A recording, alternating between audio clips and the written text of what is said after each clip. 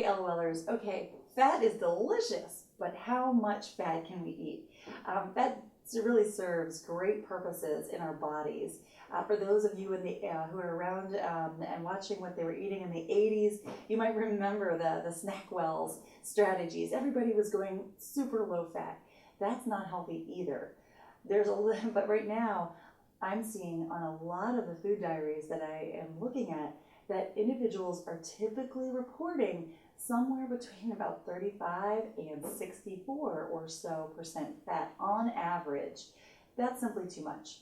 From locations all over the world, we're seeing that the folks who live the longest, have the healthiest weight, and best quality of life are somewhere within the wide range of about 20% to about 36% of the diet coming from fats. That's the diet from calories coming from fats.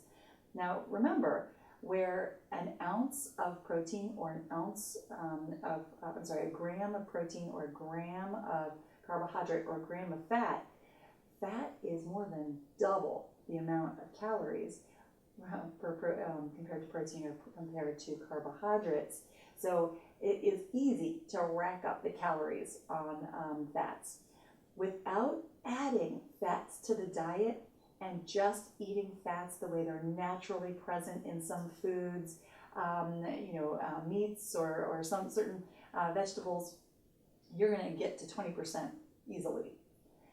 If you start adding fats, you can pass that 36% really quickly.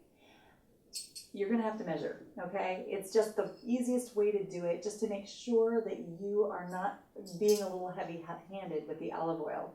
And who hasn't at some point? It is yummy. Fat actually lubes your taste buds, which makes all food taste a little bit better. This is where the restaurants have your number too, okay? They do a great job of adding sugar, salt, and fat to really make their food delicious.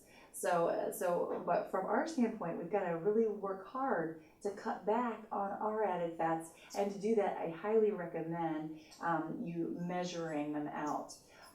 For most individuals, I would start with just a teaspoon to measure. Now, a lot of people are looking at a teaspoon like, there's no way I'd eat that much fat, but take into account your marinades for your meats, okay? Because a lot of that chicken, for example, is going to draw in those oils.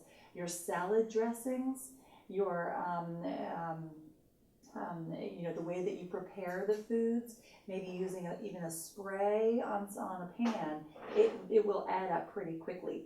Now, some individuals certainly will consume more than a teaspoon, okay, per meal, so don't worry, but work with me on your calories and we'll find out how much you should be looking to add per meal, okay?